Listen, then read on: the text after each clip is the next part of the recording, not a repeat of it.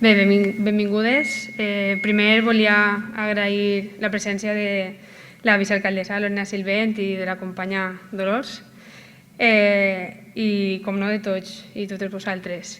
I abans que se m'oblide, perquè al final sempre se m'oblida, agrair el treball de la Unitat d'Igualtat i del personal tècnic del TAC que fa possible que es puguem reunir així i fer aquests actes.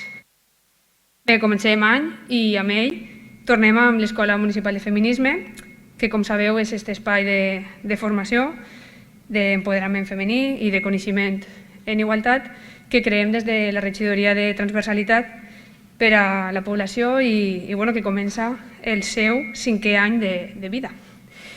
Des dels seus inicis, referents i personalitats d'arreu de l'Estat ens han visitat per a compartir amb nosaltres els seus estudis, les seves teories, les seves idees.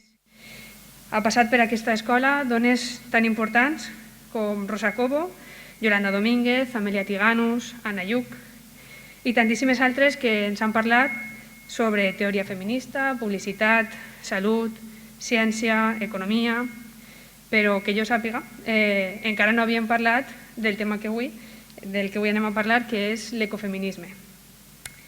I que millor que avui ens acompanyarà la major referent a nivell estatal en aquest tema, que és Yayo Herrero, amb la seva conferència Mirades ecofeministes per a revertir la guerra contra la vida. I ara passo a presentar-la molt breument. Yayo és de Madrid, encara que viu a Cantàbria. És antropòloga, educadora social i enginyera tècnica agrícola. Actualment treballa i és sòcia de la cooperativa Garua i és professora a la UNED. És autora i coautora de més d'una vintena de llibres. Col·labora habitualment escrivint al diario.es i ha sigut durant 9 anys coordinadora confederal d'Ecologistes en Acció. Lo nostre ens ha costat tindre-la avui així, però per fi puc donar-li la benvinguda al nostre poble. I Amparo i jo ja li hem parlat un poquet del port de Catarroja i de tot el que tenim al nostre poble, que ha d'anar en algun moment a visitar-lo. Así que nada, bienvenida Yayo. Es un placer, como ya te he dicho antes, que estés hoy aquí con nosotras y te agradezco también el esfuerzo que has hecho para estar aquí, ¿no? Y sin más, te cedo la palabra y cuando tú quieras. Gracias.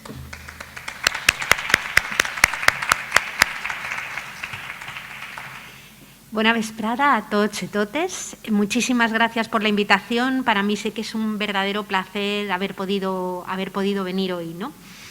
Y bueno, lo que he preparado para compartir con todas las personas que estáis aquí es pues una intervención bastante genérica sobre qué es esto del ecofeminismo, pero sobre todo lo que para mí es más importante, ¿no? ¿Por qué nos parece a nosotras que la mirada ecofeminista es un verdadero cambio en la cosmovisión, en la forma de entender el mundo, que puede permitir entender el momento que estamos viviendo y también proyectar otro mundo diferente que atienda a este conflicto, a esta tensión, a esto que yo voy a denominar un momento de verdadera guerra contra la vida y que luego trataré de perfilar, para que no parezca una afirmación muy exagerada, perfilar un poco a qué nos referimos, ¿no? Pero empiezo por esto del ecofeminismo.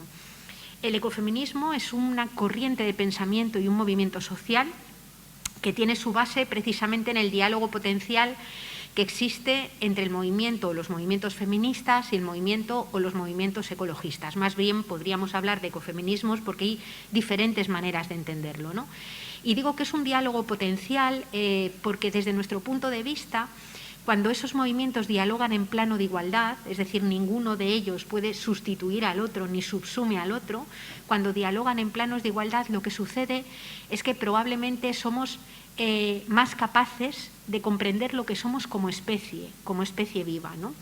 Decía que más bien tendríamos que hablar de ecofeminismos porque desde que surgió el término, la primera vez que se utilizó, que fue en el año 1974 y lo hizo una mujer francesa, Françoise Daubon, en un libro que se llamó Feminismo o la muerte, básicamente han ido surgiendo como diferentes maneras de entenderlo. Si nos basamos, por ejemplo, en las divisiones que establece una de nuestras maestras, que es Alicia Puleo, resulta que nos encontramos con, por ejemplo, un ecofeminismo que se denominó ecofeminismo clásico, que es un ecofeminismo que teoriza y entiende que las mujeres tienen una especie de vínculo natural con esto que podríamos llamar la trama de la vida o que en Occidente se ha llamado naturaleza, como si hubiera una conexión que hiciera que las mujeres estuvieran más próximas de forma esencial a los procesos de la vida. Este ecofeminismo es tremendamente crítico con la masculinidad en general, ¿no? Una segunda rama de ecofeminismos son los que se han llamado culturalistas, que son ecofeminismos que han surgido en otros lugares muy diferentes, en la India, en África, también en algunos lugares de América Latina, y que nacen en culturas que tienen una mirada totalmente diferente de la nuestra. Si la nuestra, luego lo veremos, es una cultura muy antropocéntrica, es decir, que sitúa al ser humano como centro y como dueño de todo el conjunto de la vida, estos otros ecofeminismos sitúan al ser humano como parte de la propia vida, es decir, son culturas que lo que colocan en el centro es el conjunto de la vida. Por ejemplo, Vandana Shiva, que igual os suena a alguna de las personas que estáis aquí, que escribió mucho sobre todo la lucha de las mujeres indias por la defensa de los bosques que los hombres de sus comunidades querían vender a las madereras, refleja bien ese tipo de ecofeminismo, que es un ecofeminismo muy crítico con el modelo económico convencional capitalista de las sociedades occidentales y muy crítico también incluso con el propio modelo científico que se pergeñó, que se creó en Europa y que es el que finalmente ha resultado dominante en todo el mundo, ¿no? Una tercera rama sería lo que se suelen llamar los ambientalismos de género, que es, desde mi punto de vista, quizás el ecofeminismo menos interesante. Es, por ejemplo, cuando la ONU hace un estudio tratando de evaluar los impactos diferenciados del cambio climático en las mujeres. Es decir, lo que hace es mirar de forma desagregada los efectos de la crisis ecológica específicamente en las mujeres, ¿no? Y por último, un ecofeminismo constructivista, que es el que la propia Alicia Puleo defiende, ¿no? Que es un ecofeminismo que dice que si las mujeres están más próximas a sostener los procesos que hace falta sostener para que la vida se mantenga, no es tanto por esencia, no es tanto por naturaleza, sino que es más bien por cultura. Es decir, es el hecho de que las mujeres se socialicen en sociedades patriarcales el que hace que mayoritariamente sean las que están encargadas de sostener cotidiana y generacionalmente la vida. Este ecofeminismo constructivista es crítico con la masculinidad, pero no con toda la masculinidad. Es crítico con la masculinidad normativa de las sociedades patriarcales, ¿no? Digamos que de una forma quizás demasiado atropellada, estas son las grandes 4 líneas que plantea Alicia Puleo, a la que yo querría añadir los ecofeminismos que vienen de los países del sur global.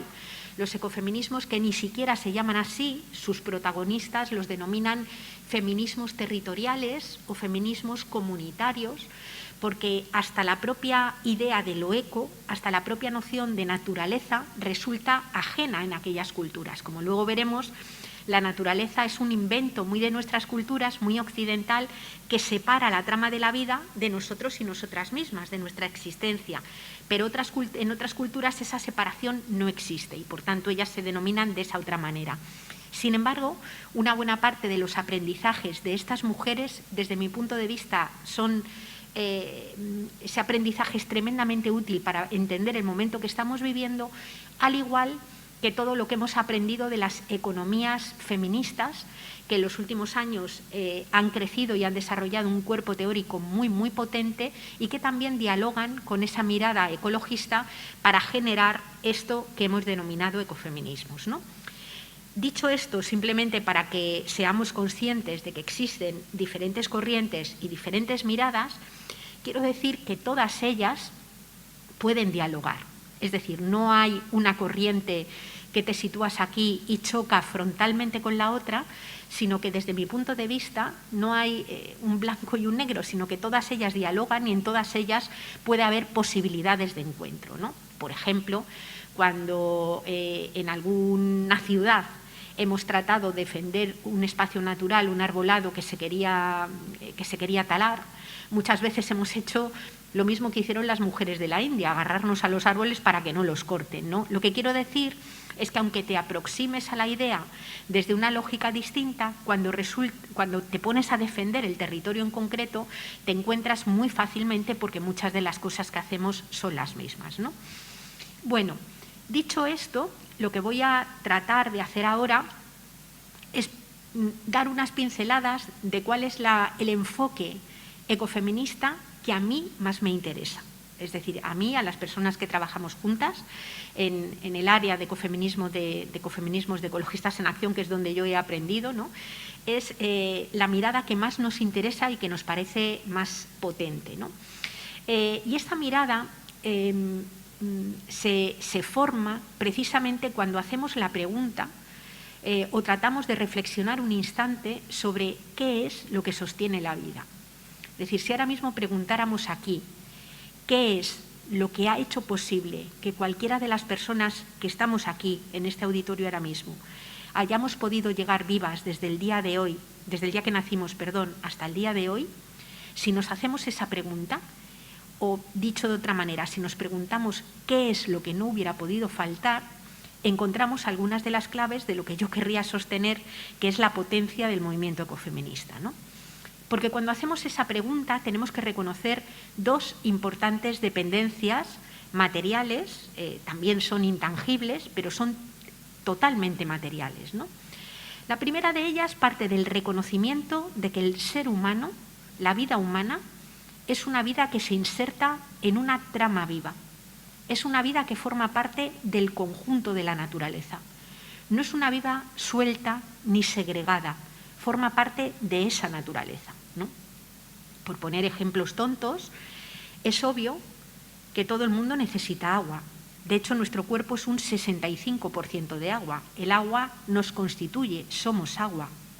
El agua no solamente la necesitamos para componer nuestro cuerpo y para beber, sino que no hay forma de producir alimentos sin agua, no hay forma de fabricar un par de pantalones vaqueros sin agua, no hay forma de enfriar las turbinas y los generadores de una central nuclear sin agua. Es decir, no hay vida humana posible sin agua, no hay economía ni tecnología posible sin agua. Y el agua simplemente no la fabrican los seres humanos. Es fruto de un ciclo natural, el ciclo del agua, que preexiste a la propia especie humana. Tengamos en cuenta que nuestra especie Homo sapiens lleva en el planeta aproximadamente unos 150-200.000 años, en contraste con los 5.000 años que viene viviendo, 5.000 millones de años que viene viviendo la vida, ¿no? Es un pestañeo lo que llevamos en este planeta, ¿no? Y el agua, insisto, no la fabrican los seres humanos. Y el ciclo del agua, el tema que tiene es que lo podemos alterar con nuestra actividad, pero no lo controlamos a voluntad. No funciona como quieren los seres humanos. No hay tecnología posible que controle el ciclo del agua en favor de los seres humanos o de algunos seres humanos, ¿no? Del mismo modo, por ejemplo, nos encontramos con que los seres humanos necesitamos energía para iluminar aquí ahora, para que funcione el tren de cercanías en el que yo he llegado desde Valencia, para que funcionen las fábricas, para absolutamente todo necesitamos energía. Y la energía, claro que la generan los seres humanos en una central nuclear, en un parque eólico o en una refinería de petróleo, pero para que pueda ser generada, previamente hace falta carbón, petróleo, gas natural, litio, uranio, que son minerales que están en la corteza terrestre, que nadie ha fabricado y que los seres humanos lo único que hacemos es sacarlo. También preexisten a la propia especie humana. Nadie fabrica los minerales, ¿no? Como nadie fabrica ni controla a voluntad la fotosíntesis, que es lo que permite que las plantas se reproduzcan y por tanto haya cosechas, o nadie controla a voluntad la regulación del clima, que es lo que permite que haya la sucesión de estaciones, que haya los ritmos de precipitaciones tal cual los conocemos. Lo que quiero decir con esto es que no hay vida posible, ni economía, ni tecnología, si no hay naturaleza. Los seres humanos somos, nos guste o no nos guste, seres insertos y ecodependientes, es decir, dependientes de esa naturaleza.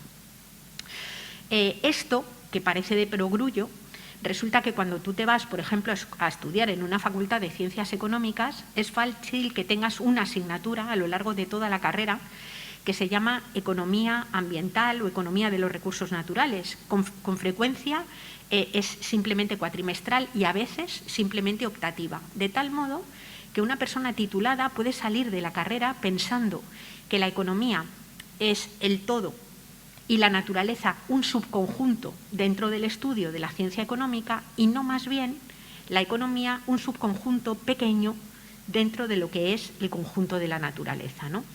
Y esto viene, entre otras cosas, porque a nuestra cultura le cuesta mucho asumir un rasgo que tiene la Tierra, que tiene la naturaleza, y es el de tener límites. En nuestro planeta Tierra hay límites.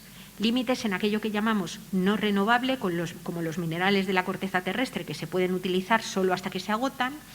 Límites también en lo renovable, porque el agua es renovable, pero el ciclo del agua no funciona a la velocidad que le gustaría el metabolismo agrourbano industrial, sino que funciona a la velocidad del ciclo del agua.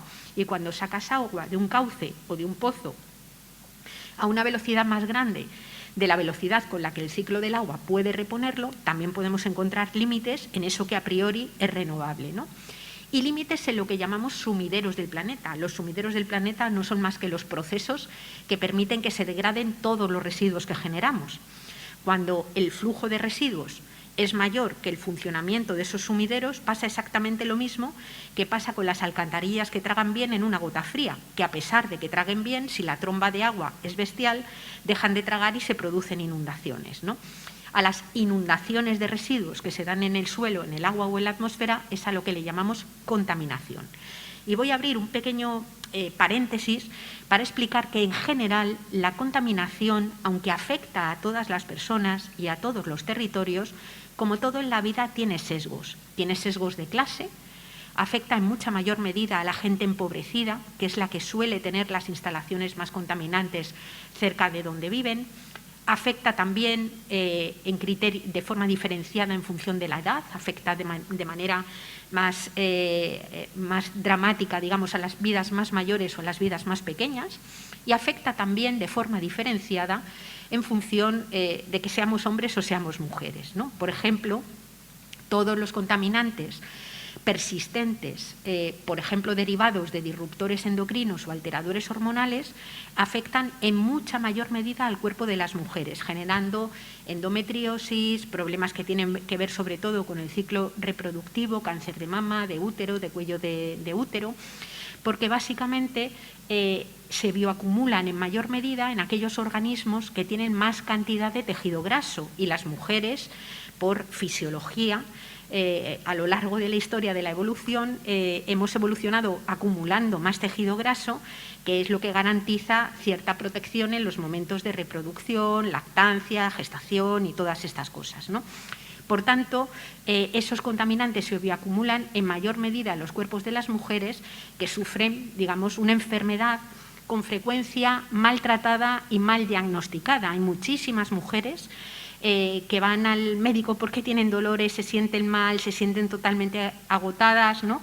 Y son diagnosticadas como si tuvieran ansiedad, si tuvieran depresión, y a lo mejor lo que hay detrás son fibromialgias o endometriosis, que tienen mucho que ver con esta ducha química a la que están sometidas los cuerpos, ¿no? No digo con esto que los hombres no vivan mal la contaminación con alteradores hormonales, también la viven mal, y los cánceres pues, testiculares, de próstata y otras enfermedades también se multiplican, o la pérdida de calidad del semen, la impotencia y demás, pero digamos con un peso mucho más grande sobre las mujeres. Y cierro el paréntesis, ¿no?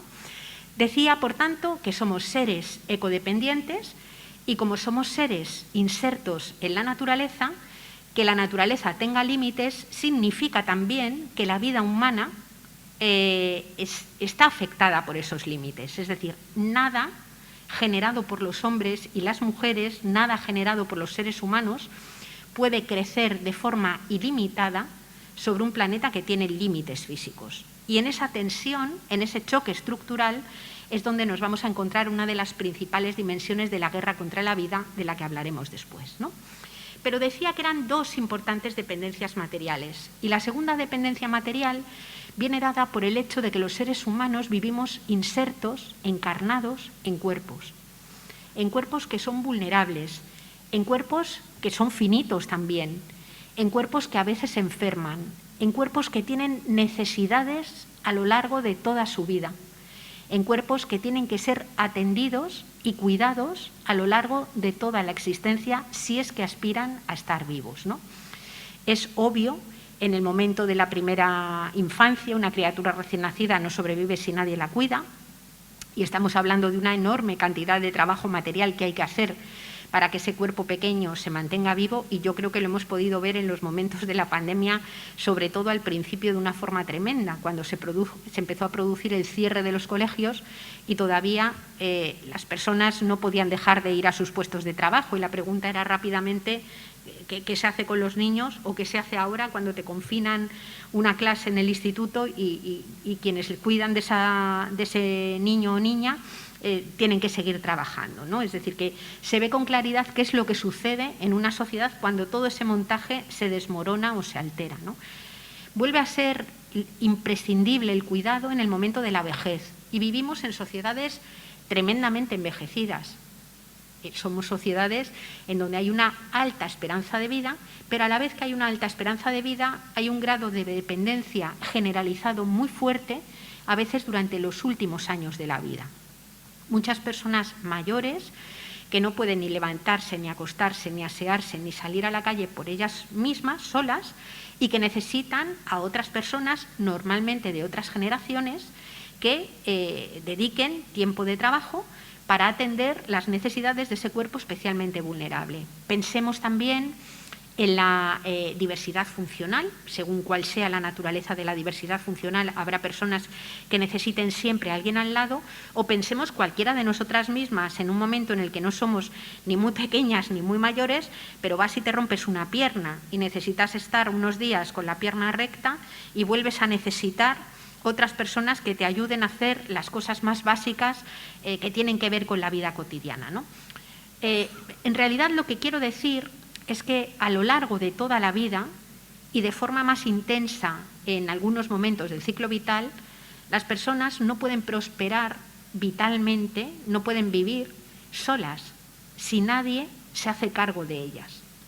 Por eso decimos que somos seres radicalmente interdependientes. Es decir, la dependencia, que es diferente según el momento de la vida, lejos de ser una especie de enfermedad o una especie de patología, es un rasgo también inherente de la vida humana. La vida humana en solitario es simplemente inviable. Lo que sucede es que a lo largo de la historia, y prácticamente en casi todos los lugares, han sido mayoritariamente mujeres quienes se han ocupado de la atención y el cuidado cotidiano y generacional de los cuerpos. Y no, desde mi punto de vista, porque estemos mejor dotadas genéticamente para ocuparnos del cuidado de los demás, sino porque vivimos en sociedades que denominamos patriarcales, que establecen una división sexual del trabajo normativa y que a partir de mecanismos de socialización, de educación, de generación de estigmas y sensación de culpa, pensemos en el estereotipo de la mala madre, la mala esposa, la mala hija, ¿no? Y también a partir de una idea de amor ligada a la renuncia a los propios proyectos, o el miedo que sufren, que pasan muchas mujeres, muchas en el propio espacio que debiera ser más seguro para ella, que es su propia casa, ejercen como mecanismos sociales que asignan de forma no libre, mayoritariamente a mujeres, el trabajo del cuidado, del mantenimiento cotidiano y generacional de las vidas, ¿no? Por tanto, decimos que somos seres ecodependientes, sujetos a los límites de la Tierra, seres interdependientes, una a una las personas absolutamente inviables, y por tanto, para mantener la vida, para continuar con vida, hay que atenderla y cuidarla. Es decir, las vidas no se sostienen solas, hay que sostenerlas intencionalmente. Si las vidas no se sostienen, simplemente esas vidas y la sociedad no se da, no puede prosperar. Por eso decimos, o nos interesa el enfoque ecofeminista de la sostenibilidad de la vida, que es básicamente un enfoque que viene a plantear que para poder organizar sociedades que simplemente perduren y quienes viven en ellas vivan vidas con dignidad, hace falta que tengan como absoluta prioridad el sostenimiento de las vidas, atendiendo a las relaciones de codependencia y a las relaciones de interdependencia. Y decimos esto porque en este momento, desde nuestro punto de vista, la política, la economía y la cultura hegemónicas no están organizadas en torno a la prioridad del sostenimiento de las vidas. Están orientadas en torno a otras prioridades: el crecimiento económico, la maximización de las tasas de ganancia del capital, otras prioridades que dejan en un segundo lugar, como una especie de residuo, si sobra algo, esto es lo que se atiende, una especie de atención secundaria a lo que realmente hace falta para que las vidas se puedan sostener con dignidad, ¿no? Entramos ahora, una vez planteado, porque no sé si a vosotras también os pasa, pero de forma muy cada vez más numerosa empiezas a escuchar esto de la centralidad de la vida, del poner la vida en el centro constantemente, hasta que, como tantas cosas que se repiten mucho, llegan a dejar de tener sentido o llegan a perder el significado, ¿no? Cuando estamos hablando de poner la vida en el centro, nos estamos refiriendo a eso, a construcción de sociedades en donde las necesidades para tener una vida digna, vivienda, alimento, salud, cuidados, atención, participación, momentos también de esparcimiento personal, sean un derecho, teniendo en cuenta, y lleguen a todas las personas teniendo en cuenta que se da en un entorno limitado, físicamente limitado, y que además tiene ya los límites traspasados. Ahora inmediatamente vamos a entrar a eso, ¿no? A eso es a lo que nos referimos con poner la vida en el centro. Y había titulado esta charla para compartir con vosotras hablando de miradas ecofeministas para revertir la guerra contra la vida, ¿no? Y querría hablar ahora de qué es esto de la guerra contra la vida. Bueno, pues es lo que ha sucedido cuando la mayor parte o las políticas, economías y culturas hegemónicas se desarrollan precisamente de espaldas con esas bases materiales que permiten sostener la existencia. Es decir, se desarrollan en torno a otras prioridades y abandonando o dejando en un segundo lugar o simplemente invisibilizando la cuestión de la codependencia y la interdependencia. Y voy a tratar de enumerar muy rápidamente algunos de esos elementos de guerra contra la vida. Los voy a sistematizar fundamentalmente hablando de 3 dimensiones de guerra. La primera es una guerra contra la naturaleza, ¿no?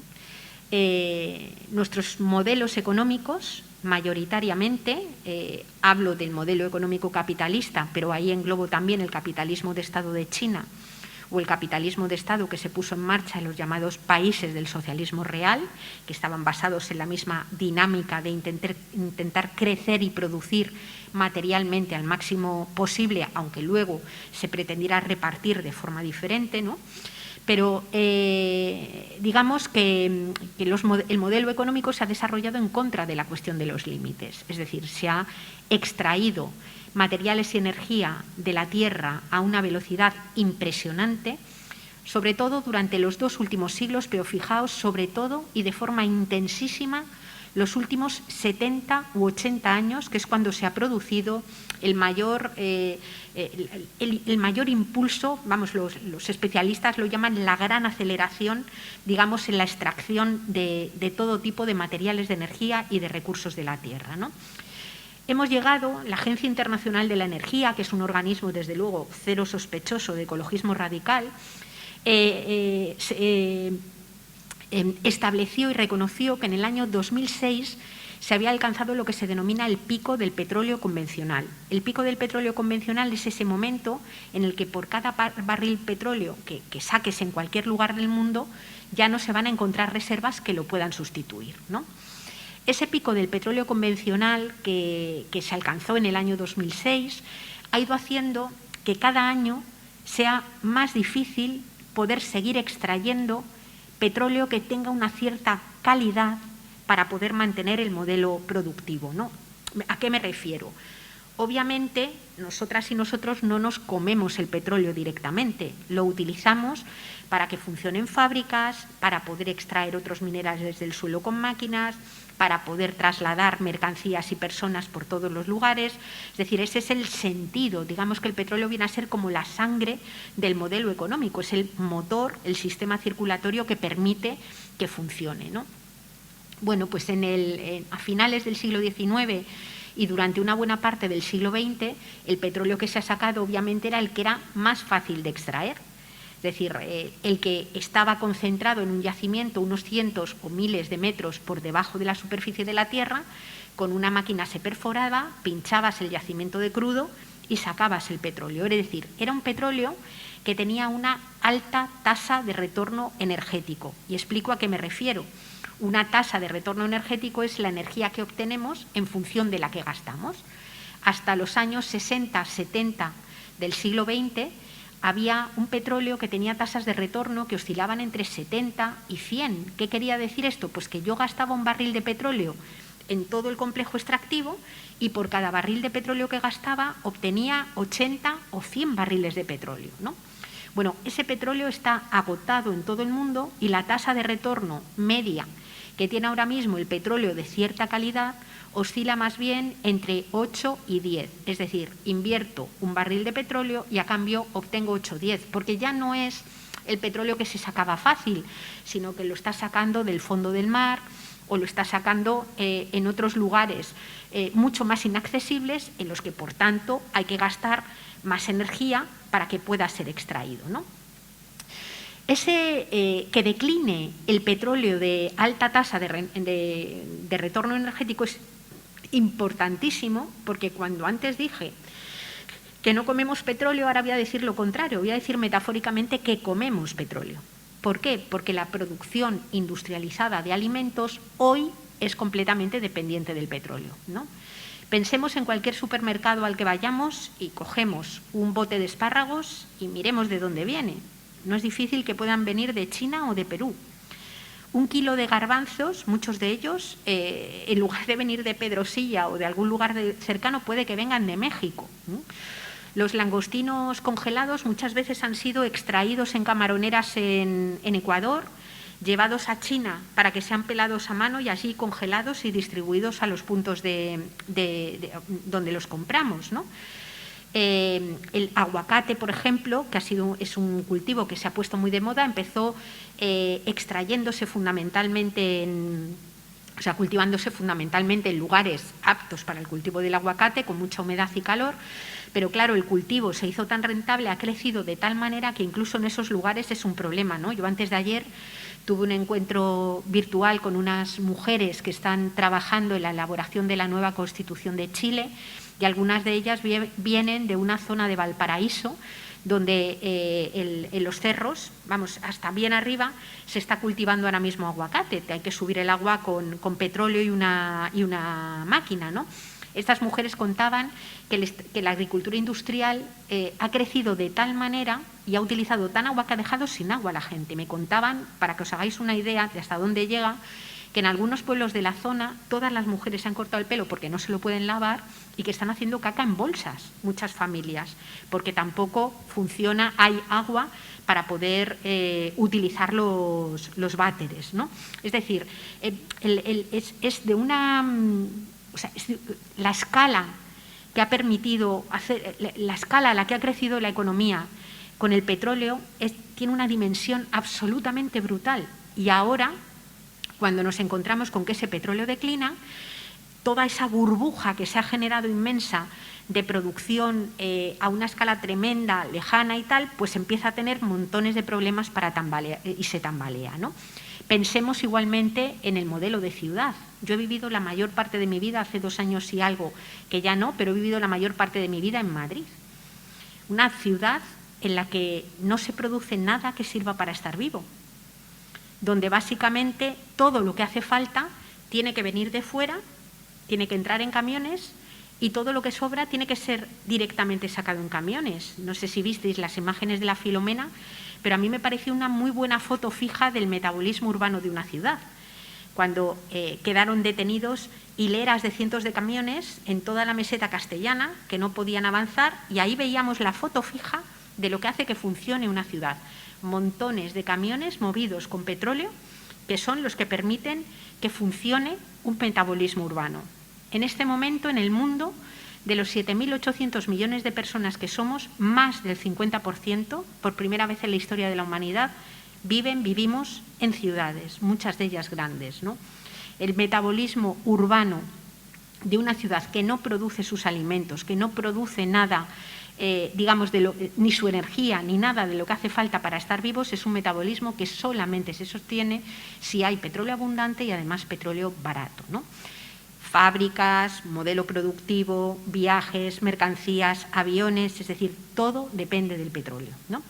Claro, ¿qué es lo que está sucediendo? Pues que cuando se intentan buscar soluciones a esa tremenda dependencia del petróleo, lo que aparece de forma inmediata es, que es muy necesaria, la transición a las energías renovables y limpias, o incluso algunos sectores defienden un incremento, digamos, de la energía nuclear, ¿no? La transición a las energías renovables y limpias es una cosa urgente y además impepinable, es decir, queramos o no queramos, vamos a tener que vivir de las energías renovables y limpias. El problema es que las energías renovables y limpias, que hay que transitar a ellas, no me entendáis mal, no sirven para poder sostener los metabolismos económicos tan disparatados y enormes que tenemos en el momento actual. Es decir, sirven para satisfacer las necesidades humanas, pero no con la escala que tienen las economías, sobre todo en los países enriquecidos. Fundamentalmente por dos motivos. El primero de ellos es que tienen menores tasas de retorno que las que tuvo el petróleo de alta calidad, que permitió generar este modelo económico tan disparatado. Y el segundo elemento es que, aunque no dependen del petróleo, dependen de otros minerales de la corteza terrestre. Es decir, para fabricar aerogeneradores y placas solares hace falta cobre, litio, platino, neodimio, disprosio, tantalio, vanadio, indio, galio, minerales de la corteza terrestre que también son finitos, que algunos de ellos ya han alcanzado sus picos de extracción, como es el caso del cobre, otros están a punto de alcanzarlo, como es el caso del cobalto, y otros los alcanzarán en los próximos 10, 15 años, o 20 años, o 30, como es el caso del uranio, ¿no? El uranio es un mineral que hace falta para la generación de energía eléctrica en las centrales nucleares. Si en este momento, con las pocas centrales nucleares que hay en el mundo, se calcula que alcanzaríamos el pico de extracción del uranio dentro de 30 años, imaginad si duplicáramos esas centrales nucleares. Lo que sucede es que la disponibilidad del recurso se acorta a los próximos 10-15 años, es decir, no es una solución estructural. Aparte de que la energía eólica o la energía solar, al igual que la energía nuclear, lo que hacen es generar energía eléctrica. Y en este momento el transporte mundial, el transporte de mercancías y de personas, depende en un 90% de la energía del petróleo. ¿Qué quiero decir con esto? Que siendo la energía renovable y limpia el camino que inevitablemente tenemos que tomar, lo tenemos que tomar en un contexto de conciencia de que tenemos que inventar formas distintas de vivir que requieran mucha menos energía. Entraremos después, cuando hablemos ahora de la segunda dimensión de la guerra, también en cómo se reparte eso, que es la cuestión nodal, ¿no? Junto con este declive de energía y de materiales, tendríamos que hablar del cambio climático, en el que yo no me voy a entretener mucho porque ha sido mucho más trabajado, que es en realidad el cambio en las reglas del juego que organizan todo lo vivo. Es decir, dije al principio que los seres humanos estamos insertos dentro de una naturaleza de la que formamos parte, y las condiciones biogeofísicas que hacen que nuestra vida sea posible son las que han venido funcionando los últimos millones de años. Es decir, nuestra especie no ha brotado como un champiñón en el planeta, como viniendo de fuera, sino que hemos nacido y evolucionado, nuestra especie ha evolucionado gracias a que hay esta composición en la atmósfera, gracias a que existen los animales, las plantas y los microorganismos que hacen posible que podamos cultivar, que podamos vivir, que se produzca la sucesión de las estaciones tal cual la conocemos, es decir, cambiando y alterando eso, lo que sucede es que nos encontramos en una situación en la que este planeta siga siendo un lugar adecuado para la vida humana, pues ya entra en una situación de duda, ¿no? Podríamos hablar también de la pérdida de biodiversidad, que son todos esos compañeros de aventura planetaria y relaciones que tenemos con ellos que hacen que nuestra propia vida sea viable, ¿no? Esa pérdida de biodiversidad que está detrás de la pandemia que estamos viviendo. Es decir, la pandemia del coronavirus, como antes fue el SARS-12 o como fue el Zika o el ébola, son zoonosis, es decir, virus que pasan desde los animales hasta los seres humanos y que se hacen ahora mismo mucho más frecuentes y más virulentas precisamente porque se ha perdido todo el escudo protector de especies que hay entre algunos animales y la propia especie humana, ¿no? Estos días de tanta polémica, hay que decir que las granjas industriales enormes son un foco absoluto, digamos, de posibilidad de saltos de virus desde desde animales hasta los seres humanos y que son, vamos, un peligro en potencia bastante notable, ¿no? Por tanto, a nivel de naturaleza, digamos, hemos pegado un topetazo fuerte con esa naturaleza de la que formamos parte. Es como si los seres humanos ahora mismo estuviéramos subidos en un gran árbol y estuviéramos serrando el árbol con nosotros montados encima, siendo inconscientes de que nos lo estamos cargando, ¿no? La segunda dimensión de la guerra, que está totalmente relacionada con esa, es una guerra contra los derechos y también las libertades de las personas, ¿no? Y es una guerra contra los derechos porque, obviamente, siendo seres ecodependientes, la destrucción de la base material que nos sostiene afecta de una forma notable a las economías, a las personas y a la vida en común, inevitablemente, ¿no?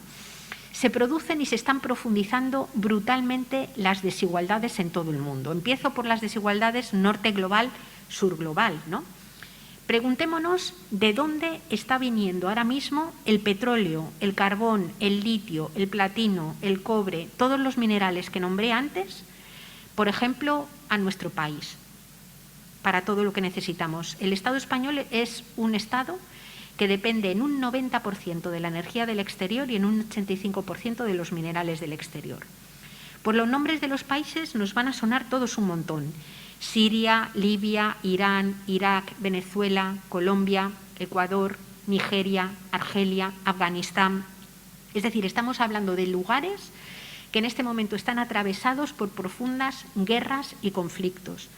Guerras, en algunos casos formales, como cuando llega un ejército y hace una declaración de guerra y entra en un país. Tenemos todavía algunas personas relativamente cerca lo que fue la guerra de Irak. ¿Os acordáis de aquellas manifestaciones con el lema "No más sangre por petróleo", donde se entró en el país buscando las armas de Saddam Hussein que nunca se encontraron por el camino, digamos, se produjo la apropiación de los pozos de petróleo para ponerlos a disposición de los mercados centrales, ¿no?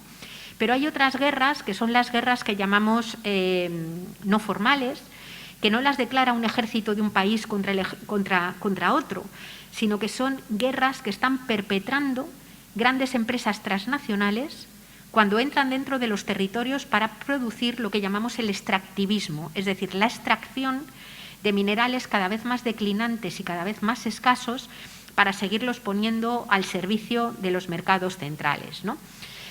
Muchas veces, cuando estas empresas transnacionales entran, es decir, hay muchas empresas transnacionales, chinas, españolas, si es que se les puede asignar a una empresa transnacional una única nacionalidad, ¿no? Pero chinas, españolas, de Estados Unidos, canadienses, entran a un territorio, normalmente hacen alguna alianza con alguna empresa local para que cante menos, ¿no? Y lo que sucede es que se empiezan a extraer minerales. Bueno, cuando se empieza a producir un momento de extracción, lo que suele haber es o una expulsión y un amedrentamiento total de las comunidades que viven allí, o un proceso de organización y de resistencia de las comunidades que viven allí contra la dinámica extractivista. Bueno, el protagonismo indiscutible de esas resistencias está siendo de las mujeres articuladas comunitariamente. porque por esa asignación que hace el patriarcado de sostener cotidiana y generacionalmente la vida, y haciéndolo como lo hacen todavía en estos países de forma muy comunitaria, son las personas que mantienen los huertos de subsistencia, que buscan la leña, que se ocupan de cuidar que haya agua en la casa, y son las primeras que advierten que la destrucción del territorio directamente va ligada a la destrucción de la forma de vida de la comunidad y de las formas de existencia que hay, ¿no? Os sonarán, desde luego, el nombre de Berta Cáceres. Yo tuve la suerte de conocerla. Era una mujer tremenda que fue asesinada, lideresa del pueblo lenca, que fue asesinada por oponerse al despojo del agua para ponerlo al servicio de las mineras. Muchas veces es de generación hidroeléctrica al servicio de mineras o de agricultura industrial. Pero es también, por ejemplo, característico o muy importante el caso de Lolita Chávez, que es una mujer que la tenemos aquí recogida, está en el País Vasco, refugiada después de haber sufrido casi 5 intentos de asesinato, o el caso de Francia Márquez, que fue premio Goldman. Es una mujer colombiana afrodescendiente del pueblo Cauca, que ahora mismo es candidata también a la presidencia de Colombia, también superviviente a 2 intentos de asesinato, una mujer tremenda que mide 1,5 metros y es un poder desatado lo que tiene, ¿no? Y tantas otras de las que no conocemos los nombres, que se articulan comunitariamente. No digo que no haya hombres en la lucha, que hay muchos, y hay, vamos, los defensores de la tierra y defensoras de la tierra que están siendo asesinados, amedrentados, asustados en América Latina, yo es lo que mejor conozco, pero en todo el mundo son muchísimos los que hay, ¿no? Pero digamos que el grueso del trabajo de resistencia lo están llevando a cabo mujeres organizadas comunitariamente, de estas que se autodenominan feministas territoriales, ¿no? Aquí ha pasado algo parecido. Por ejemplo, la plataforma que en Galicia, en la zona pegada a Santiago de Compostela, se llamaba la plataforma Mina Pino Touronón, peleó contra la reapertura de una mina de cobre que querían abrir allí, una mina que ya en su momento había envenenado todo el agua de alrededor y la querían reabrir de nuevo. Bueno, pues fue una lucha también en donde participaron muchísimas personas, hombres y mujeres, pero que estuvo articulada, organizada y dirigida mayoritariamente por mujeres, como sucedió en el Retortillo en Salamanca, o sucede con la mina de litio que se quiere abrir pegado a Cáceres. Lo que quiero decir con esto es que según se van agotando los minerales, digamos, el extractivismo ya no se produce solamente en los países del sur global, sino que empieza a producirse también en otros territorios, y el sur de Europa está viviendo una especie de sudamericanización, en el sentido de convertirse también en mina y vertedero al servicio de los mercados centrales, y fundamentalmente las zonas rurales, territorios como el de Extremadura, como el de Andalucía, que se convierten o se intentan convertir en verdaderas zonas de sacrificio al servicio de los lugares de privilegio, ¿no? Por tanto, esa desigualdad territorial se produce mucho más acusada en términos norte-sur, ¿no? Con las consecuencias de la destrucción del territorio y de convertir el territorio en zonas de sacrificio es la expulsión de la gente. Y se está empezando a producir un movimiento migratorio muy fuerte, ¿no?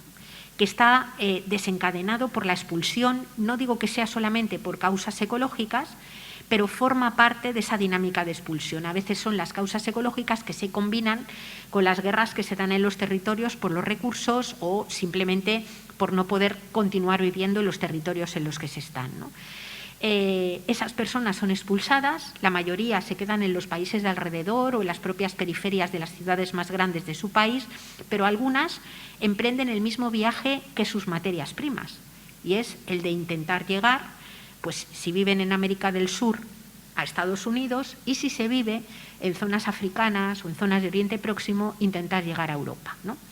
Claro, lo que está sucediendo es que ahí lo que vemos son grandes vallas, concertinas, vigilancia, ejércitos, centros de detención, de tal modo que las personas son retenidas por un problema administrativo que es el de no tener papeles, vulnerando absolutamente toda la Carta de Derechos Humanos y todos los mecanismos de protección que hay dentro de la Unión Europea. Es decir, con el mismo discurso de los derechos humanos se están atacando y vulnerando radicalmente. Es decir, los estados delinquen cuando están haciendo lo que se está haciendo con las personas migrantes, devoluciones en caliente, retenciones, demás, ¿no?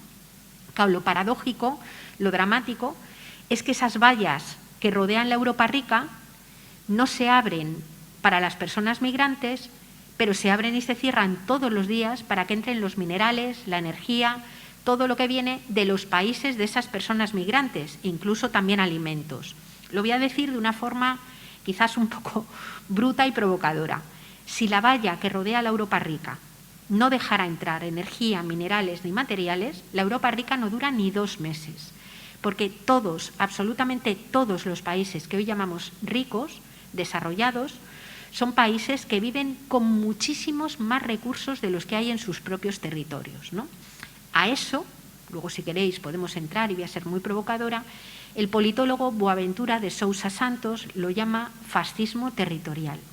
Es decir, cuando hablamos de cooperación al desarrollo y lo que decimos es que queremos que todos los países del mundo vivan materialmente como se vive en los países enriquecidos, estamos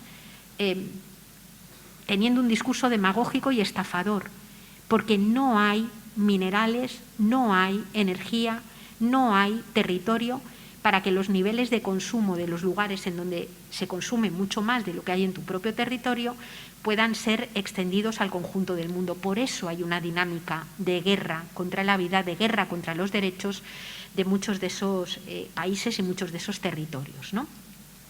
Esas diferencias las encontramos también ya dentro de nuestros propios países. Ayer se hizo público el informe de Oxfam sobre desigualdades en el mundo, hoy el de FOESA, de Cáritas, también sobre las desigualdades que se han generado, sobre cómo han crecido a partir de la COVID y son absolutamente obscenas.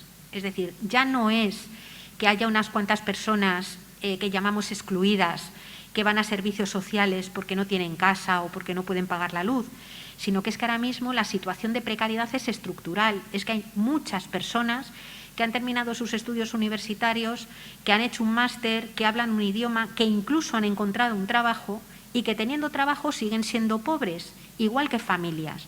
O sea, hay familias que siguen siendo pobres con trabajo, porque las propias condiciones laborales hoy ya son, que eran lo que te permitía hasta hace relativamente poco tiempo estar a salvo de la precariedad y de la pobreza, ya son condiciones laborales que no permiten que esa vida, pueda ser digna, ¿no? Por tanto, ahí también hay una importante desigualdad, ¿no? Y la última dimensión de la guerra es una guerra contra los vínculos y las relaciones, ¿no? Y ahí es donde englobamos la crisis de cuidados. Una crisis de cuidados porque hay una guerra contra esos vínculos y relaciones que mantienen las vidas humanas, que son relaciones, ¿no? Una guerra contra los vínculos y una crisis de cuidados que viene dada por el hecho de que cada vez resulta más difícil, incluso con las propias condiciones injustas patriarcales, ser capaz de atender la vida de otros y otras, en los momentos de vulnerabilidad sobre todo, en condiciones dignas. Es decir, son mayoritariamente mujeres quienes siguen obligadas a atender cotidiana y generacionalmente la vida dentro de un sistema que, sin embargo, ataca la propia vida, ¿no? Lo vemos con la dificultad de que los niños y las niñas puedan acudir muchas veces a escuelas infantiles o que tengan acceso a bienes básicos. Lo vemos y lo hemos visto de una forma descarnada y brutal con lo que pasó al principio de la pandemia en muchas residencias en mayores, sobre todo en ciudades, donde vimos que efectivamente a los mayores le pasa lo mismo que a las personas migrantes, que se convierten en la materia prima del negocio de las residencias, que no están pensadas para su bienestar, sino para sacar, no digo en todos los casos, hay algunas que no, pero mayoritariamente para hacer negocio con esa vida mayor, ¿no? Lo vemos también, esa guerra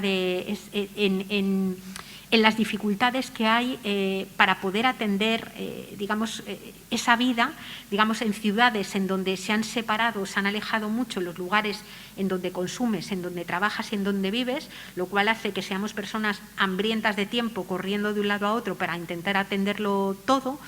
lo vemos también en el tipo de horario y condiciones laborales que hacen imposible la corresponsabilidad en el cuidado de las vidas, y cómo se ha intentado resolver este problema que viene de tiempo, pues a partir de dos mecanismos. El primero de ellos es la aparición de todas las abuelas esclavas que empiezan a dedicar un montón de tiempo para intentar ayudar a hijos e hijas que no pueden organizarse para atender las obligaciones laborales y atender las otras obligaciones, ¿no? Y un segundo mecanismo, que es un mecanismo de mercado, y es el desarrollo y el crecimiento de todo un trabajo de cuidados.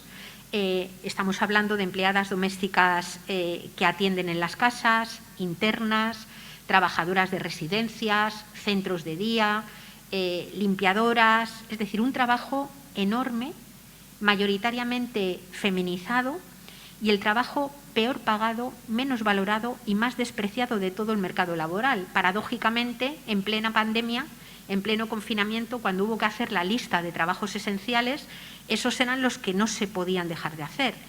Yo creo que pasa algo cuando en un país resulta que los trabajos mejor pagados pueden parar tranquilamente una temporada sin que se caiga el mundo, y los trabajos más precarios, peor pagados y más despreciados resulta que es que no se pueden dejar de hacer. Hay algo en el criterio de valoración que desde mi punto de vista falla estrepitosamente, ¿no? El trabajo de cuidados ha sido un trabajo históricamente migrante. Primero las chicas de los pueblos que iban a trabajar a servir a las ciudades, y posteriormente, según la economía se globaliza, las mujeres de otros países que vienen a trabajar en condiciones precarias. ¿De qué países? De los mismos países que vienen las materias primas que sostienen el metabolismo económico, con lo cual hay una enorme dependencia también en ese sentido con el resto de países, ¿no?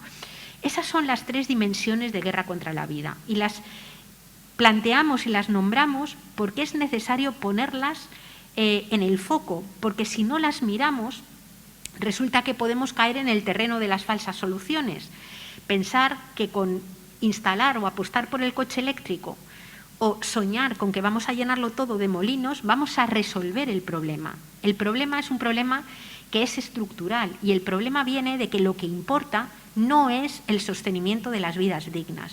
Lo que importa es el crecimiento económico en manos, además, de algunos sectores de privilegio, de tal modo que pareciera que el que la gente coma, tenga casa, atienda sus necesidades cotidianas que hacen posible que la vida se mantenga con dignidad, es como el subproducto, es la consecuencia de que alguien gane mucho dinero. Si eso no se produce, parece que lo otro no tiene sentido y no tienes derecho a tenerlo, ¿no? Y es ahí donde la mirada ecofeminista da un giro y da un vuelco enorme, ¿no? ¿En qué sentido? Cuando hablamos de poner en el centro la vida, estamos hablando del reconocimiento de que nuestro modelo económico funciona como si fuera una especie de iceberg. ¿A qué nos referimos con esto? ¿O por qué utilizamos esa metáfora? Sabéis que en un iceberg la parte que vemos, la que flota por encima del agua, es la más pequeña. Debajo el hielo es muchísimo más grande y es lo que mantiene a flote lo que hay arriba. ¿Qué hay en el iceberg oculto para que funcione lo que hay arriba? Pues está la extracción de una cantidad ingente de materiales de la corteza terrestre, minerales, energía, está la extracción de una cantidad enorme de trabajo de los ciclos naturales, agua, productos de alimentación, madera, bosques, y está también la extracción de una cantidad ingente de tiempo, mayoritariamente de mujeres, que se ocupan de fabricar y mantener otra materia prima esencial, que es la mano de obra. Imaginemos lo que cuesta producir un ser humano que esté disponible y listo para ir a un puesto de trabajo. No solamente son años y años y años de cuidados para que una persona llegue a estar en condiciones y a tener edad de poder ir al mercado de trabajo. ¿Y cuánto le paga la empresa? ¿800? ¿1.000 euros? ¿Paga eso lo que cuesta reproducir cotidianamente la mano de obra? Es que ni de lejos. Es decir, si no hubiera todo ese trabajo oculto y el capital tuviera que pagar lo que cuesta reproducir la mano de obra o lo que cuesta reproducir la naturaleza o reponer los minerales, la economía sería absolutamente inviable. Lo que pasa es que lo único que vemos es la parte que habla de dinero, los salarios, lo que se compra y lo que se vende, la mercancía. Lo otro, como no se paga, no lo miramos, no se considera economía, pero es explotado para que funcione lo de arriba. Es decir, para que exista producción en términos capitalistas, hay una precondición que es la producción de vida. Y esa no se hace en el mercado. Se hace en esos otros entornos que llamamos reproductivos, donde hay naturaleza y mayoritariamente mujeres trabajando a destajo para que la vida se pueda sostener, ¿no? Por supuesto, no se le llama trabajo. Muchas mujeres que nunca han tenido un empleo, que han trabajado dentro de sus hogares, cuando les preguntaban ¿a qué se dedica usted?, decían no, yo no trabajo. O decían sus labores, porque son de ellas, ¿no? Es decir, el problema es que eso que no se llama trabajo tampoco ha otorgado derechos. Y si una mujer llegaba mayor, que no había dejado de trabajar, porque casi hasta que se moría seguía trabajando y produciendo dentro de su casa, cuando una mujer llegaba mayor, si tenía derecho a una protección económica no era por su aportación a la sociedad, sino porque estaba casada normalmente con alguien que sí que había trabajado, ¿no? Es decir, el trabajo que sostiene la vida no es un trabajo reconocido y no es un trabajo que genere derechos, porque nuestra economía está fracturada en lo que llama productivo, que es lo que valora, lo que se mide en dinero y lo que está en el mercado, y lo que llama reproductivo, que es lo que no tiene valor pero no puede dejar de funcionar. El problema es que al mirar solamente la dimensión que crea valor monetario, que es la económica, resulta que incorporamos una especie de lógica sacrificial, que es defender que todo merece la pena ser sacrificado con tal de que la economía crezca. Y cuando digo todo, es todo. El territorio vivo que produce, los caladeros de pesca de los que hay que vivir, pero las propias condiciones laborales, la propia salud, el aire que respiramos, todo merece la pena ser deteriorado si la contrapartida es que la economía crezca. Porque al final hemos transformado la economía en una especie de religión civil, donde lo importante es una especie de fundamentalismo, donde lo sagrado es que la economía crezca, ¿no? ¿Cómo, y voy terminando, podríamos darle la vuelta y qué es lo que se propone desde una mirada ecofeminista, ¿no? Bueno, pues el primer elemento es asumir que el decrecimiento de la esfera material de la economía es simplemente un dato, no es una opción, no es un programa político. ¿A qué me refiero? A que queramos o no queramos, nos guste o no nos guste, la humanidad en su conjunto va a vivir con menos energía, con menos agua, con menos minerales, con menos productos de la tierra. No, simplemente porque estamos en una situación de translimitación, simplemente porque los últimos decenios han sido de un desparramo tan brutal que han agotado mucho de lo finito que había en el planeta. Y ese es un punto de partida que hay que mirar. No es una opción política que nos pueda gustar a personas con mayor sensibilidad ecologista. Ojalá no fuera así. Yo preferiría que no fuera así.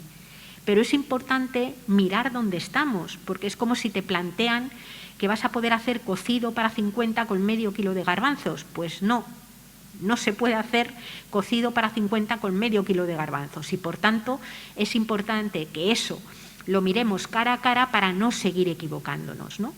Por tanto, lo que viene después es pensar entonces cómo articular la vida en común. Y hay tres principios. El primero es el de suficiencia.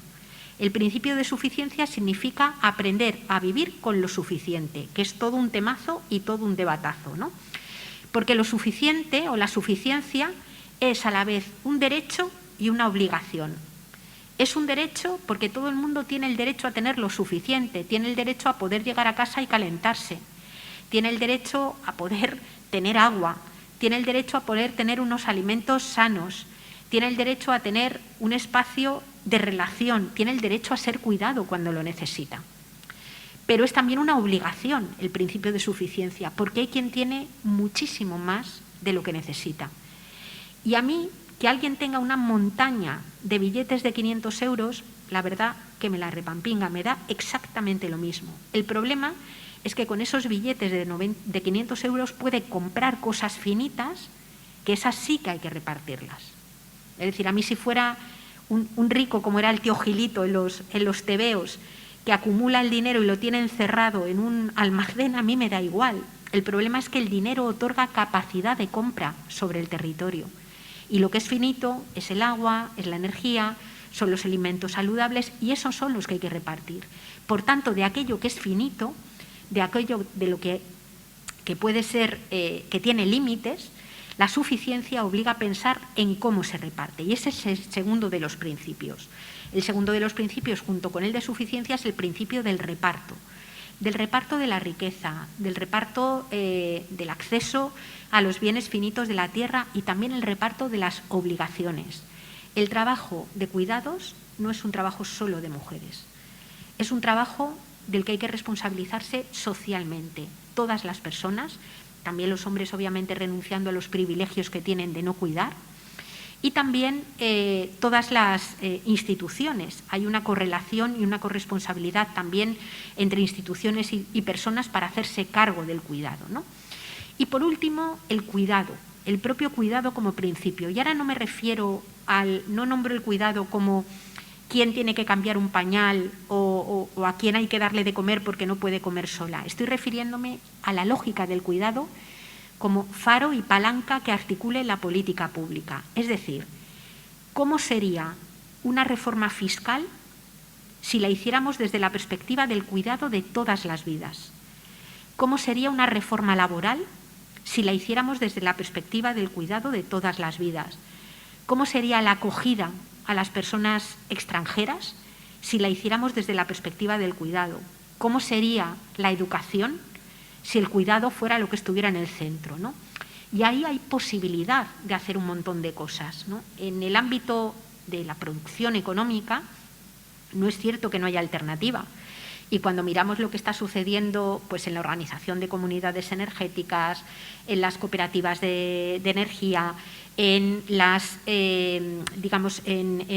los propios proyectos de agroecología y de producción de alimentos que no envenenen ni a la tierra ni a las personas, en la pesquería tradicional, en la industria verde, es decir, hay mucho camino trazado, muchísimo camino trazado. No es cierto que no haya alternativa. El problema es que cualquier alternativa que sea real y pretenda cubrir las necesidades de todas las personas y los derechos de todas las personas, implica necesariamente reparto. Y ahí es donde tenemos el problema. El problema lo tenemos más bien a la hora de poner límites a aquellas personas que tienen mucho más de lo que le corresponde, mucho más. Y ahí no es tanto una disputa de hegemonía tecnológica o política, o económica, lo que hay es una disputa de hegemonía política. Y para poder hacer esa disputa de hegemonía política, yo creo que no hay que delegar solo en las personas que gobiernan, que ojo, a mí desde luego no me da igual quién gobierne, me importa mucho, sino que creo que el tipo de cosas que hay que hacer requieren unos cambios tan radicales que o hay mucha gente organizada que los quiere y está dispuesta a defenderlos, o por mucho que llegue la persona más valiente del mundo y que lo tenga más claro a un espacio de gobierno, va a ser muy difícil que sola lo pueda cambiar, porque hay unas tremendas tensiones. Existen tratados de libre comercio, existen un montón de protocolos y normativas que es necesario a veces incluso desobedecer institucionalmente. Y no puede desobedecer institucionalmente quien no tiene apoyo manifiesto y claro en la calle o en la sociedad civil para poder desobedecer, ¿no? Por tanto, a mí me parece que esa disputa de hegemonía política es clave. Y por último, disputa de hegemonía cultural. Es decir, para poder hacer esto necesitamos debatir sobre el concepto de bienestar, sobre el concepto de vida buena, sobre el concepto de futuro, sobre qué es, decía, vivir bien, qué es la libertad, en estos momentos que hay tanto debate en si hay límites a la libertad o no hay límites a la libertad, ¿no? Y yo creo que ahí es donde tenemos el gran reto y creo que es donde las miradas ecofeministas, desde mi punto de vista, proporcionan otro lugar desde el que mirar, ¿no? Es decir, el problema es que si miras desde aquí, si miras desde la centralidad del dinero, midiéndolo todo a través de la vara de medir del dinero, ves unas cosas. y cuando miras desde la lógica del sostenimiento de la vida ves otras radicalmente diferentes, ¿no? Es viable poder hacerlo, pero se necesitan esas transiciones, ¿no? Y en el fondo, desde mi punto de vista, y con esto termino, no es más que una cuestión, y os va a sonar a lo mejor un poco cursi, pero yo lo quiero decir, no es más que una cuestión de amor por la vida y amor por la gente. Y no me estoy refiriendo al amor ese moña romántico que liga el amor a la renuncia y al sacrificio. Me estoy refiriendo a la radical conciencia de necesitar hacernos cargo unas personas de otra, como cuando tanta gente durante la pandemia salió a la calle diciendo yo me quiero hacer cargo de otras y se autoorganizó para hacerla, ¿no? A esa conciencia de que necesitamos recomponer cierta vida comunitaria para poder darle la vuelta a lo que tenemos. Y es importante hacerlo porque el futuro, que desde luego no está escrito, puede ser un futuro distópico si dejamos que lo resuelva básicamente el mercado, que siempre resuelve las mismas cosas, las cosas de la misma manera. Si tienes dinero para pagar, bien, y si no tienes dinero para pagar, te apañas como puedas, ¿no? Pero lo podemos hacer de una forma totalmente distinta. No es un problema tecnológico, aunque la tecnología sea necesaria. No es un problema estrictamente productivo, aunque obviamente haga falta producir. Es un problema fundamentalmente de cambio de modelo cultural y de articulación política, ¿no? Y por aquí lo dejo yo, que me he pasado un poco de lo que tenía previsto y, bueno, deseando escucharos, ¿vale? Muchas gracias.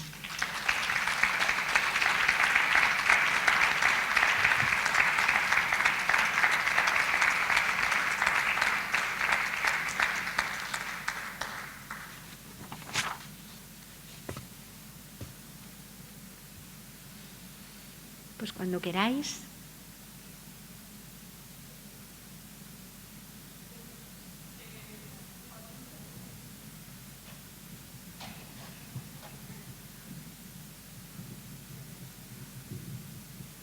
Vale, que no sabía si tenía que apretar algo.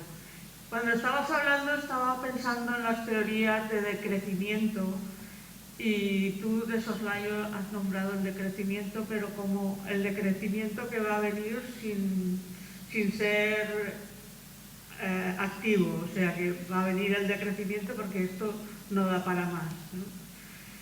Pero nos tendríamos que apoyar para que, como forma de guerra contra este caos que estabas nombrando, en una postura de decrecimiento. Yo creería que me lo apuntaran así un poco más. Vale. Sí, hay compañeros y compañeras que defienden, o sea, que llevan desde hace muchísimo tiempo, pues estoy pensando ahora mismo en Serge Latouche, en Francia, Carlos Taibo, aquí, Pedro Prieto, Margarita Mediavilla, no, son compañeros y compañeras queridísimos que vienen planteando, defendiendo una política de decrecimiento, es decir, que se autodefinen como decrecentistas, por así decir, ¿no? A mí muchas veces también, por lo que hablo, me suelen catalogar como decrecentista, ¿no? A mí lo que me gusta señalar es que, o sea, ¿de qué estamos hablando cuando estamos hablando de decrecimiento, ¿no? El decrecimiento, desde mi punto de vista, y ahí contrasto con algunos de los otros compañeros, no estamos hablando del decrecimiento económico, del crecimiento del Producto Interior Bruto, es decir, el crecimiento monetario, por así, el decrecimiento monetario, ¿no? De lo que estamos hablando es de decrecer en el uso de materiales, de energía, de recursos finitos de la tierra, ¿no?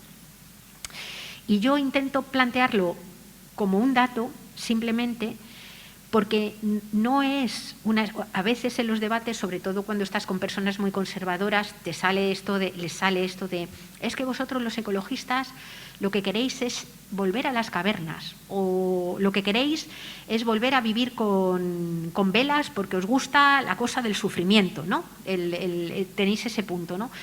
Claro, en este país, quien ha obligado a la gente a volver a vivir con velas ha sido Endesa y Iberdrola cuando les corta la luz, no han sido los ecologistas, ¿no?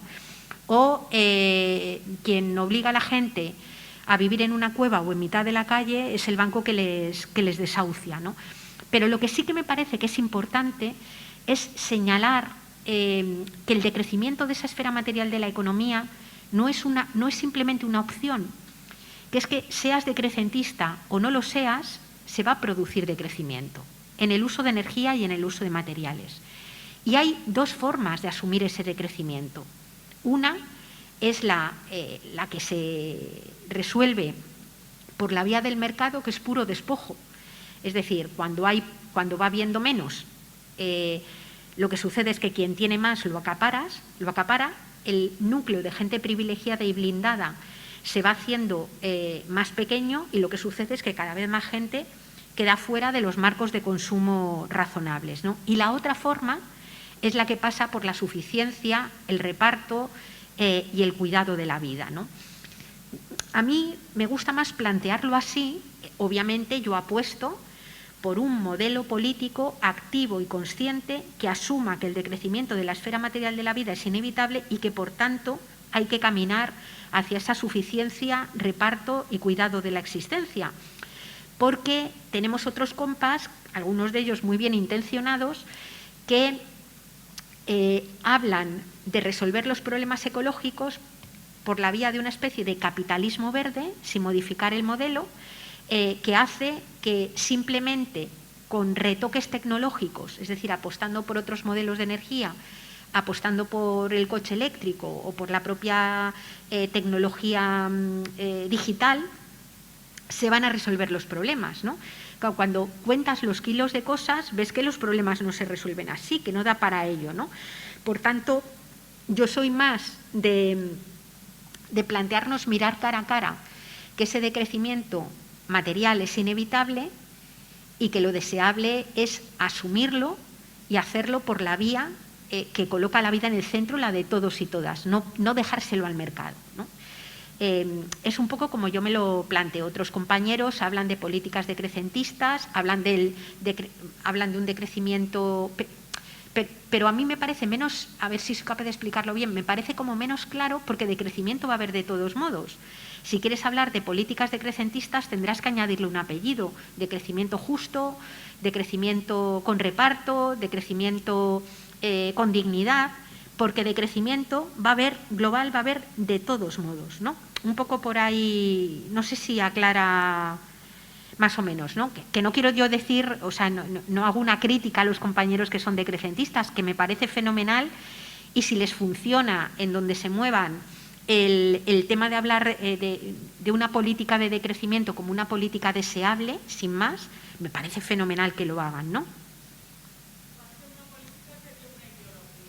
Sí.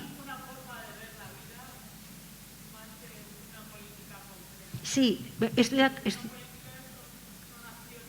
sí.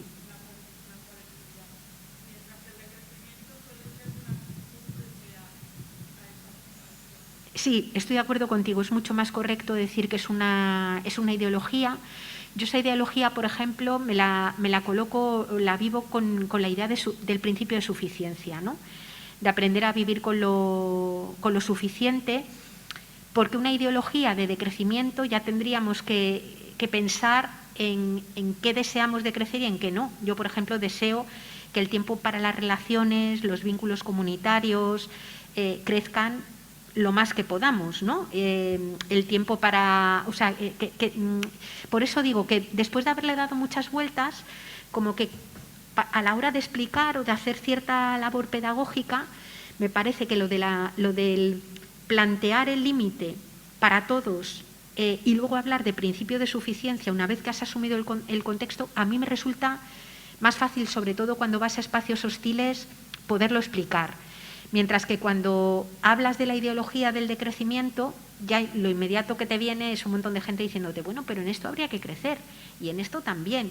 Y las carreteras de las personas que viven en África, y los hospitales de la gente que vive en África, mientras que el principio de suficiencia, como derecho y obligación, vale para todos.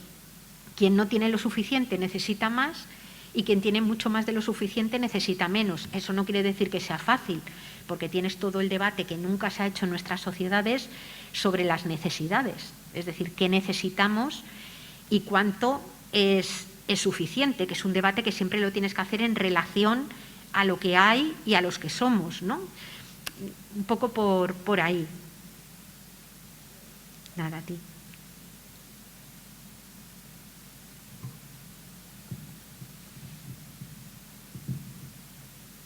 Hola. Hola. Yo sí quería comentar que dentro del tema del decrecimiento también y del sostenimiento de la vida, echo de menos el aludir al tema del control demográfico, porque con un planeta que crece miles de millones cada década, pues ya me contarás si se puede ni repartir ni mantener la sostenibilidad. Eso era, gracias. Sí, tienes toda la razón. Es decir, en un planeta finito, donde nada puede crecer ilimitadamente, obviamente tampoco la población humana debe crecer ilimitadamente, ¿no? Yo, si no lo manifiesto así de primeras, es porque no tengo muy claro cómo plantearlo, y por tanto lo que voy a compartir son algunas reflexiones abiertas, ¿no?, que sin tener una cosa cerrada de qué es lo que debiéramos hacer, ¿no? Si yo ahora mismo, o sea, digamos, cuando tú miras, por ejemplo, la gran aceleración, estas gráficas que se van viendo como la extracción de petróleo durante mucho tiempo pues no funcionó y a partir de finales del siglo XIX se dispara, y sobre todo mucho a partir de los años 60-70, o cuando miramos, por ejemplo, la extracción de minerales, la contaminación, vemos la población sigue una cosa más o menos parecida, aunque comenzó antes. Es decir, la población humana se mantuvo bastante estable o creciendo de una forma no exponencial durante un tiempo, y a partir de un determinado momento se dispara, ¿no? Ese momento de disparar la población humana tiene que ver no tanto con que nazca más gente, sino precisamente con que la gente empezó a morirse mucho menos. Es decir, obviamente, ¿no?, y de forma muy deseable, las medidas higiénicas, el que empezaran la medicina desarrollara pues sobre todo la higiene fue lo que empezó a condicionar que la gente no muriera de la misma manera. Muchas mujeres parían un montón de hijos que se les morían y resulta que sobrevivían más. Ahí se empieza a disparar. Lo que quiero decir es que hay una parte importante del problema demográfico, y es muy complicado decirlo, que tiene que ver con que se muere mucha menos gente, obviamente, que hace siglos y que hace decenios incluso, ¿no? Ahí hay un primer elemento. Pero ahora os planteo otra cosa. Si yo os preguntara ahora mismo cuál es el país más densamente poblado del mundo, ¿cuál diríais que es?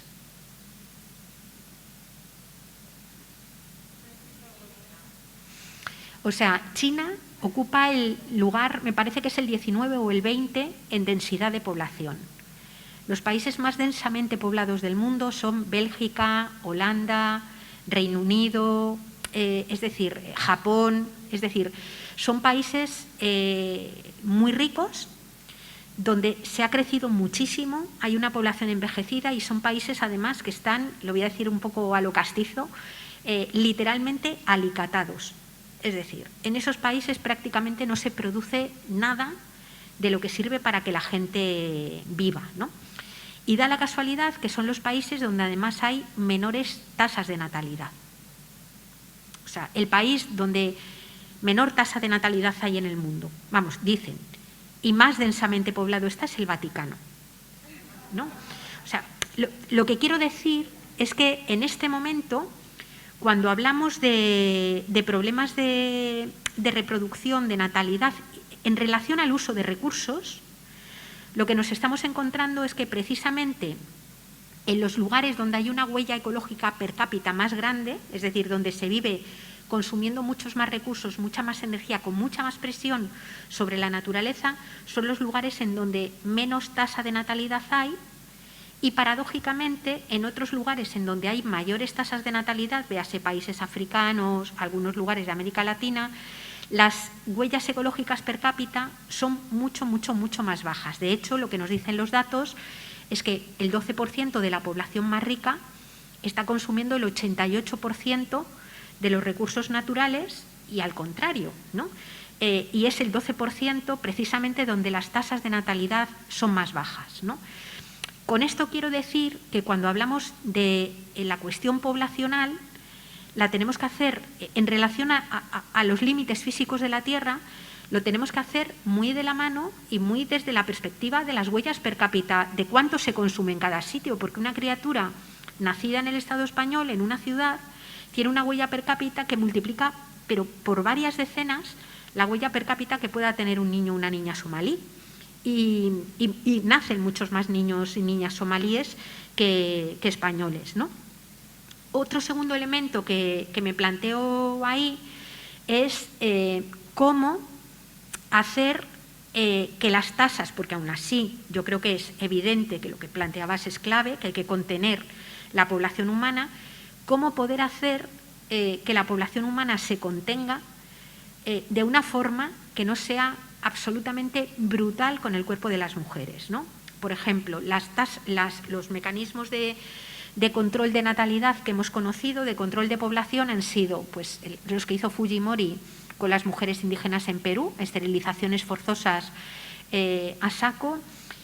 Procesos de esterilización, por ejemplo, ha habido muchísimos a lo largo del mundo con la población gitana, muchísimos.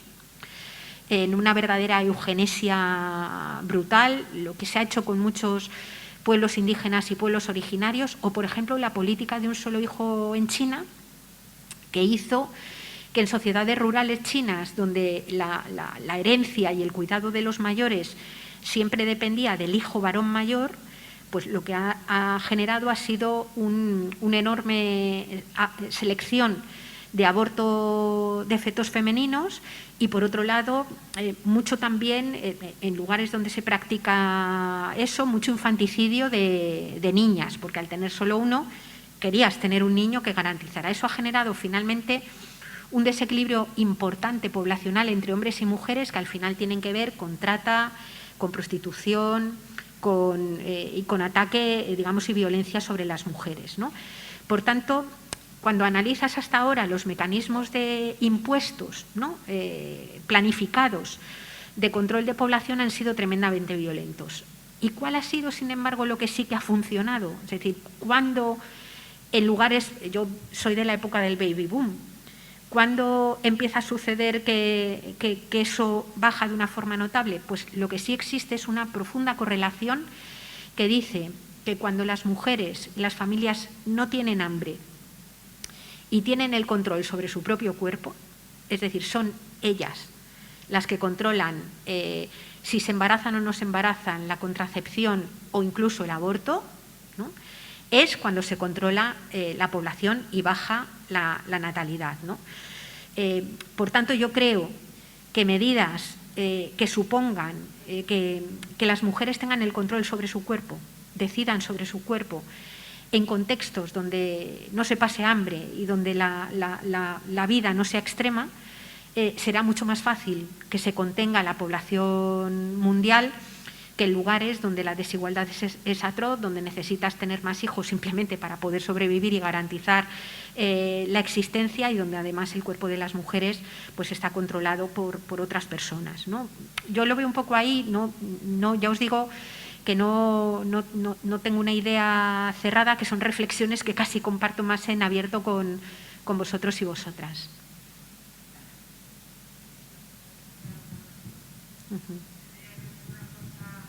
Tendría que ser educación de las mujeres, más poder de las mujeres, mejor bienestar, más control en general, y es un tema delicado porque lo que tú dices no puede ser impuesto. Claro. Tiene que ser de propia voluntad. Pero bueno, de todas formas hay una cuestión numérica, porque en África cada mujer tiene entre 4 y 7 hijos, y eso es, yo creo que inabarcable para cualquier continente, para el mismo continente africano. Dentro de unos años habrá triplicado la población y ahora creo que hay 1.400 o 1.500 millones. Sí, lo que pasa que claro, cuesta decirlo cuando vives en una Europa con unas poblaciones tremendas que viven fundamentalmente de los recursos extraídos del continente africano, ¿no? Entonces, bueno, pues yo soy muy pudorosa siempre en plantear eso, porque es verdad que las mujeres tienen 3 o 4 hijos, las esperanzas de vida son bajísimas, y además decrecientes. Veremos a ver, porque ahora que en Europa, a partir del saqueo de la sanidad pública y del deterioro se empieza a revertir también digamos, la esperanza de vida, en Reino Unido, por ejemplo, ha empezado a declinar por primera vez, y no por el coronavirus, sino simplemente porque el sistema sanitario está tan absolutamente deteriorado que la detección de enfermedades tempranas, la atención primaria, que ha sido fundamental para poder mantener una salud más o menos razonable, está empezando a invertirse, ¿no? Veremos a ver un poco qué pasa, pero bueno, que al final, tú cuando miras los datos, las huellas ecológicas de la mayor parte de los países africanos siguen siendo huellas ecológicas que están por debajo todavía de lo que producen sus propios países. Es decir, incluso con esas tasas de natalidad, los somalíes o Nigeria, si no fuera por el absoluto saqueo colonial violento que generan los países enriquecidos, podrían vivir con lo que hay en sus propios países, ¿no?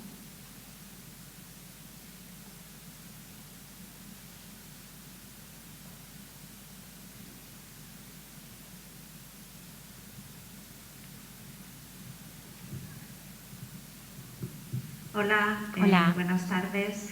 Soy Elisa, soy la concejala de Medio Ambiente, Emergencia Climática, Transición Ecológica y tal. Quería darte las gracias.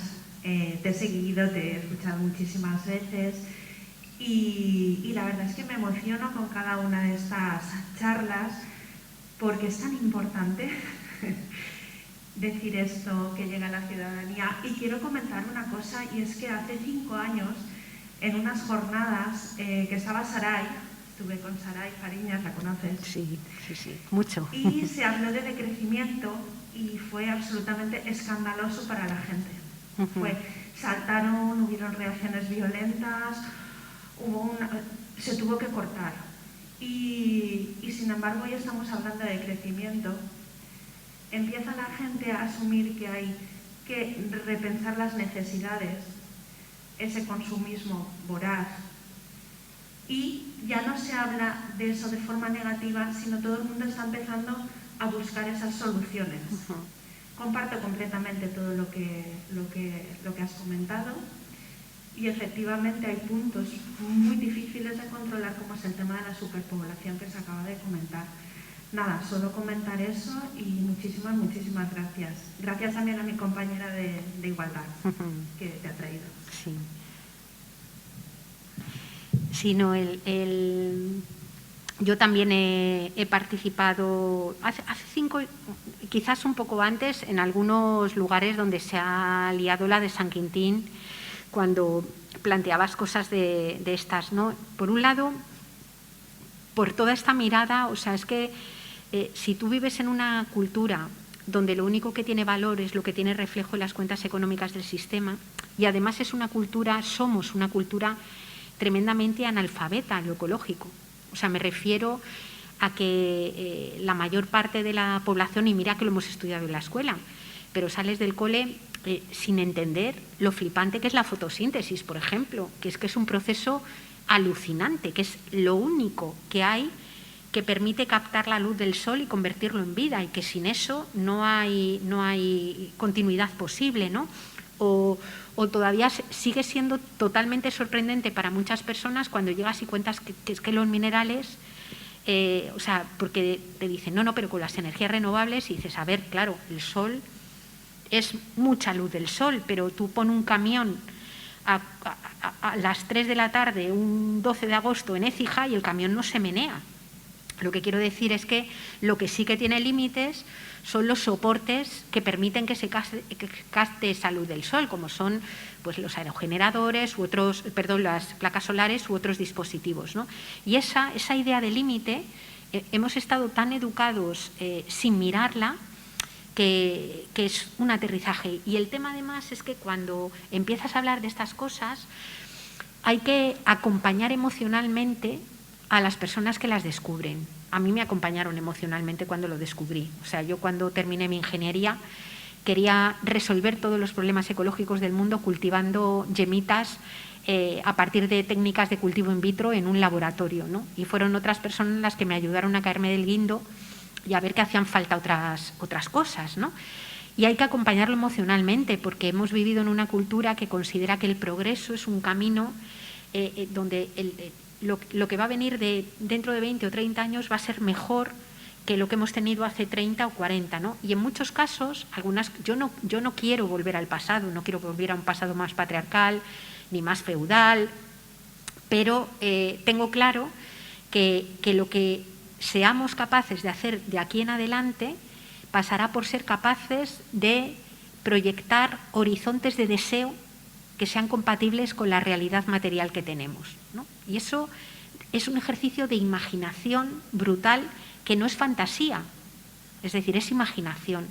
Que la imaginación es una cosa tremendamente ecofeminista, la fantasía es creerte que flotas por encima y por fuera de la tierra. La imaginación va por la tierra y por los cuerpos, de un cuerpo a otro, ¿no? Y se basa en relaciones y esa imaginación hay que entrenarla.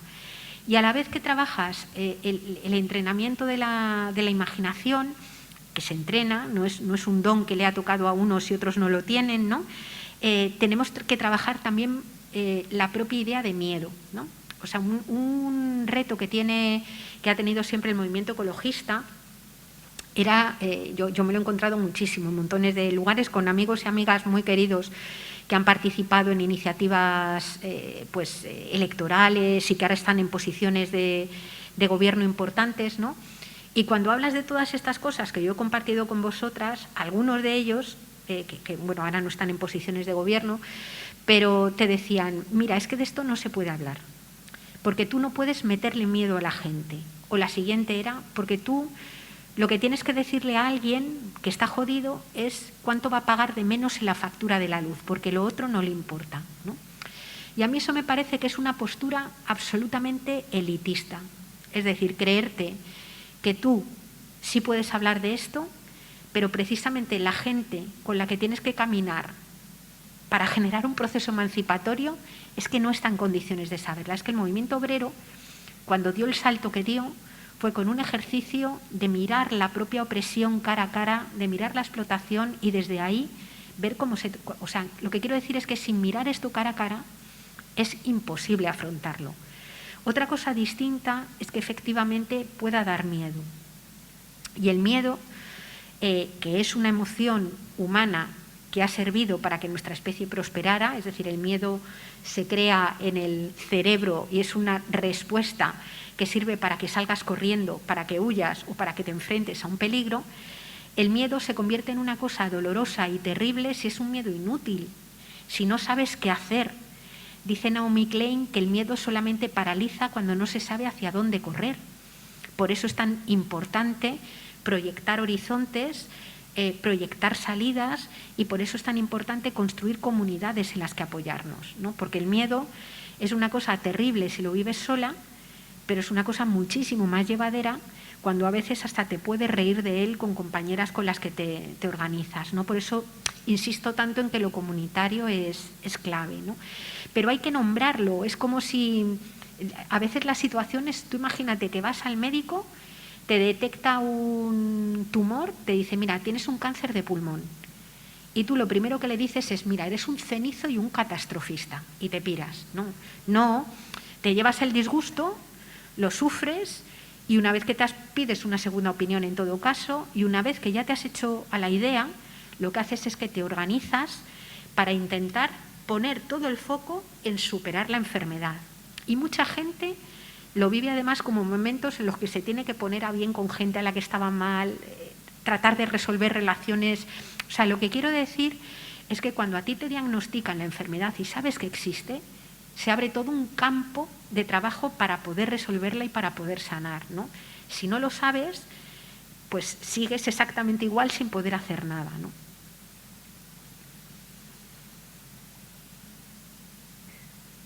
Sí. Bueno, ya por cerrar ya, Sí.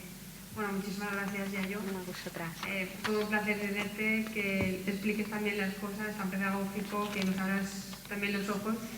I bueno, res, donar-vos les gràcies a totes i tots per vindre i res, veurem en les següents escoles de feminisme, segur que podeu aportar idees, si voleu alguna ponent, pues igual que Yayo, o d'un altre tema que us interessa, o si voleu que tornem a donar Yayo, pues ja li demanem agenda.